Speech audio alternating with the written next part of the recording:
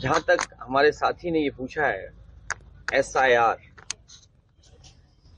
एक बात तो ये मान लीजिए आप, इलेक्शन कमीशन से बीजेपी मिली हुई है। ये बात तो एकदम साफ आपको स्वीकार कर लेना चाहिए। बीजेपी इलेक्शन कमीशन एक है और उसका देखने को भी यही मिलता है। जब ये फॉर्म 7 में पकड़े गए और जब अपील की समाजवादी पार्टी ने कि फॉर्म 7 की जरूरत क्या है जब आपने SIR की इतनी एक्सरसाइज कर ली है, उसके बाद थोड़ा बहुत SIR में फॉर्म 7 भरवाना कम किया। वो तो खुशी की बात है कि द्वापर के और त्रेता के दशरथ और नंदलाल ने हमें बचा लिया। दशरथ के नाम पर कई सौ फॉर्म थे सुरेंद्रनगर विधानसभा में और नंदलाल के नाम पर सुल्तानपुर में एक विधानसभा में उसके दस्तखत से वोट कटवाया जा रहा था, केवल मुस्लिम लोगों का।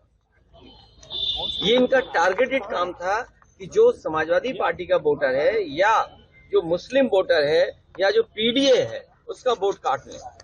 लेकिन जब ये पकड़े गए तो कोई कार्रवाई नहीं हुई। इसी तरह यहां भी कई लोग पकड़े गए।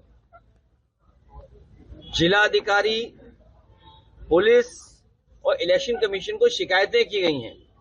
अगर एक भी SDM पर और एक भी DM पर अगर इलेक्शन कमीशन कार्रवाई कर देता तो ये जो फॉर्म में भरने में वोटर लिस्ट में जो हेराफेरी हो रही है वो एक नहीं होती।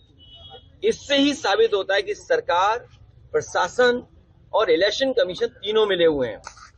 अभी मैंने जानकारी जब की थी कुछ दिन पहले तो 47 फॉर्म भरे गए थे समाजवादी पार्टी की तरफ से फॉर्म 7, 1000 के लगभग भरे गए थे बीजेपी की तरफ से, लेकिन 1,14,000 फॉर्म भरे गए थे फॉर्म 7 वो अज्ञात लोगों ने भरे। और जब उनका हम देखते हैं कि 1,14,000 वोट कौन सा है तो वो सब PDA निकलता है, पिछड़े, दलित, आदिवासी, मुसलमान, इन्हीं का वोट काट रहे हैं। ये कहां से लोकतंत्र मजबूत हो रहा है? जिस कॉन्स्टिट्यूशनल बॉडी की जिम्मेदारी है कि वोट बने बढ़े, वही वोट कटवाने में लगी है।